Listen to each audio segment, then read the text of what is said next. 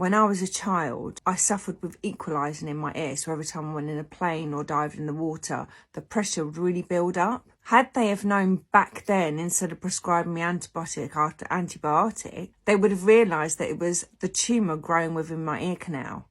So at that point, I had no idea. It wasn't until I was living in Thailand that I fell pregnant with an English guy. In the 4 months that I carried, I went from being normal to intermittently paralysed from waist down. I developed a really bad squint, so much so that one eye was looking for you, one eye was looking at you. And I used to get abuse going down the streets. Look at the state of her, look at her drunk at this time in the morning, because I just couldn't walk.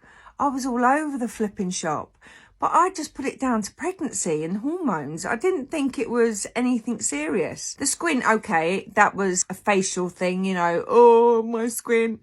And when I went to go and get it checked out by the opticians, they then sent me to Moorfields, and Moorfields told me, don't worry, we'll be able to sort your squint out. Give it a few months or so and then see how it goes. And if it stabilises, we'll be able to do an operation to correct your squint.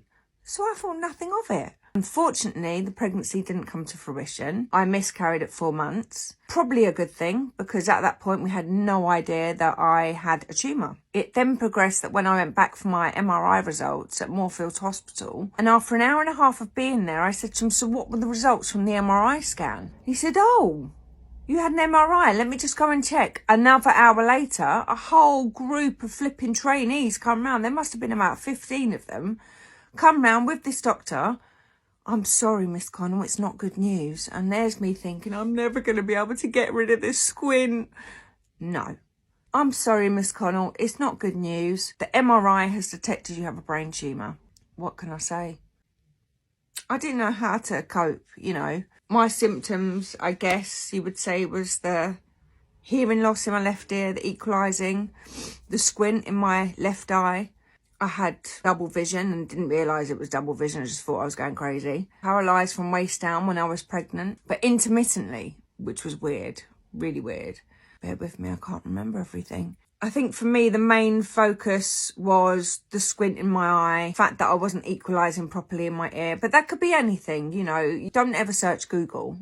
But when you look on Google, it does make you think, oh my God, the worst. So don't search Google. Find out from a reputable person, someone that's been through it. There are services out there that can help you. I'm just so fortunate that I went to my optometrist and they sent me to Moorfields. And although Moorfields didn't know that I had a brain tumour and that was what I was going for, they did find the tumour. My advice to anyone who's having any of these symptoms is don't leave it. Don't leave it, because when I was diagnosed, brain tumours weren't really that common. Now, 1 in 3 people are affected by a brain tumour. Someone they know's got it.